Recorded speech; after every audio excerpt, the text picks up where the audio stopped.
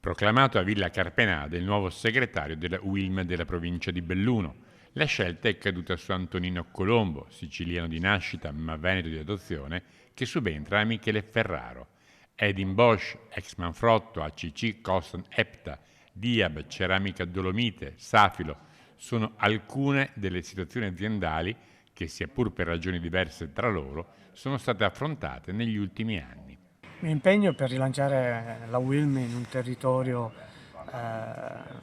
come la provincia di Belluno, dove i metalmeccanici hanno una rappresentanza importante in un momento storico di cambiamento, perché siamo in un momento di trasformazione delle aziende a livello industriale e anche di capacità produttiva e imprenditoriale. Una situazione non di crisi, ma nemmeno di tranquillità, i cui contorni ci vengono descritti dal segretario nazionale. Siamo in una fase molto difficoltosa, transizione ecologica, cambiamenti epocali, crisi che investono settori determinanti